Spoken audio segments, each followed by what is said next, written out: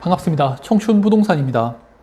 어젯밤에 환율이 1350원을 돌파했다가 다시 하락을 했는데 중동 전쟁으로 환율이 움직이는 거일 수도 있어요. 그런데 장기적으로 봤을 때 환율이 계속 오를 수밖에 없는 구조예요. 그리고 전 세계 경제 위기나 경제 침체에 빠지게 되면은 대다수의 자산들은 하락을 하는데 환율은 급등을 하죠. 그래서 계속 달러를 말씀드리는 겁니다. 지금 같은 시장에서 부채는 너무 커져서 언제 터질지 몰라서 불안하죠. 그리고 부동산도 올라, 주식도 조금씩 올라. 그러니까 뭔가 사야 할 것 같은데 매수할 거냐, 관망할 거냐.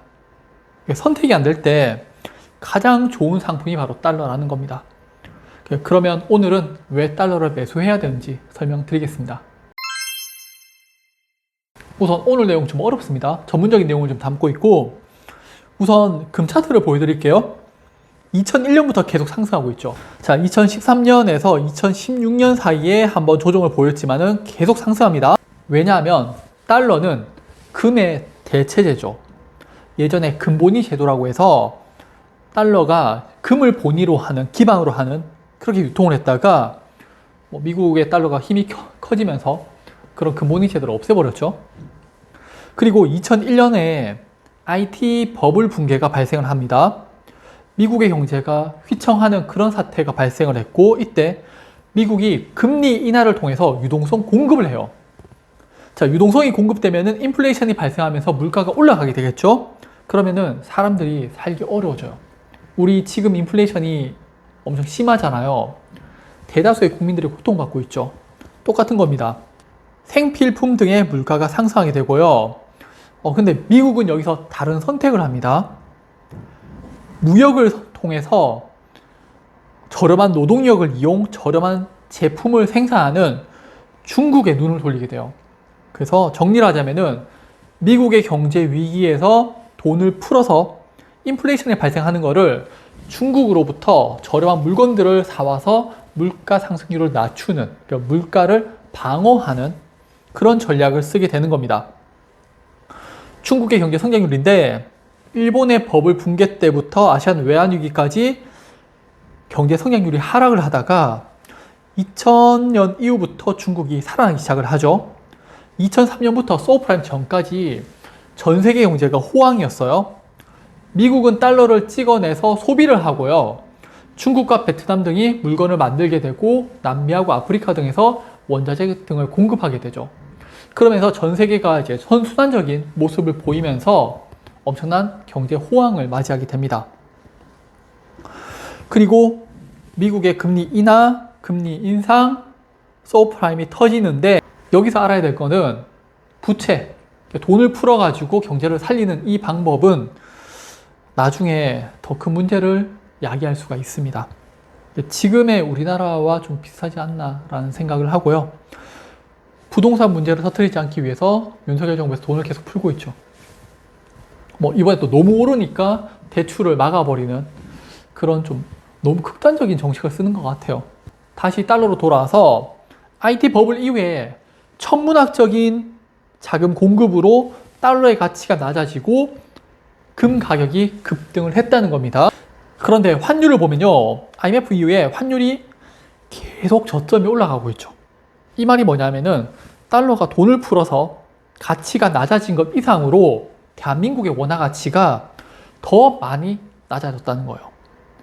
달러가 망한다고 사람들이 이야기를 하는데 이론적으로 봤을 때는 대한민국의 원화가 먼저 망할 수가 있겠죠.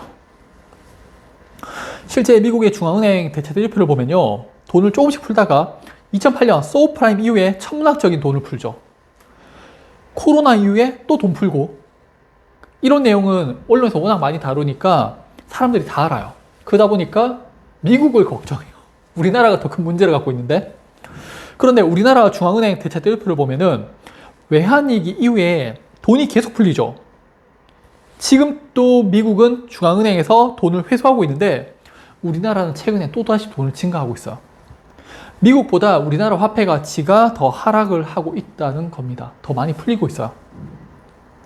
그리고 이를 대표적으로 볼 수 있는 자료가 바로 SOFR 금리인데 우리나라 은행이 미국 은행에 달러를 빌릴 때 주는 금리예요. 최근에 금리가 조금 떨어져서 한 4.8%입니다. 2020년에 달러를 빌릴 때 0.12%면은 달러를 빌릴 수가 있었는데 이제는 4.8% 금리를 줘야지 달러를 빌릴 수가 있어요. 최근 미국의 기준금리가 좀 떨어졌지만은 대한민국의 원화하고 미국의 달러하고 그런 격차를 보여주는 지표라고 보시면 되세요. 그리고 이 금리 차이가 얼마나 위험한지 보여주는 게 테드 스프레드인데 이거 없어졌어요. T가 T빌 해서 채권이고 E가 유로, D가 달러입니다. 즉 미국과 유럽의 금리 차를 보여주는 건데 테드 스프레드가 예전에는 0.5% 정도로 움직이다가 2007년 7월부터 2%대로 급등을 하죠. 그리고 마지막에 스토어프레임 터지면서 4%대로 넘어섭니다. 미국이 무너지기 전부터 높은 금리로 이자를 지급했다는 거예요. 지금 우리나라가 그렇습니다. 네. 이 금리 차를 줄이기 위해서는 우리나라 금리를 인상하거나 그러면은 부동산이 터지겠죠. 아니면은 우리나라 경제가 폭발적으로 성장을 해야 되는데 그래서 전 세계 투자자들이 우리나라 쪽에 투자를 하게 만들어야 되고요. 아니면은 미국이 금리를 인하해야 하는데 우리나라도 오늘 함께 금리 인하를 해버렸죠. 이런 모습에서 여전히 부채를 좀 청산하지 못하는 그런 좀 위험하다고 저는 판단이 됩니다. 자, 정리를 하자면은 지난 30년간 대한민국의 원화의 가치는 하락을 하고 있고요. 그래서 환율이 상승을 합니다. 그리고 대한민국의 경제는 빚을 통해서 유지하고 있는 수준인데 미국의 금리 인상 그리고 금리 차는 뭐 언제라도 우리나라가 무너져도 이상하지 않을 그런 수준입니다. 그래서 지금의 상황을 대비할 수 있는 것은 저는 바로 달러라고 생각을 합니다. 네, 그럼 오늘 영상 또 봐주셔서 감사하고 또 다음번에 다른 영상으로 찾아뵙도록 하겠습니다. 감사합니다.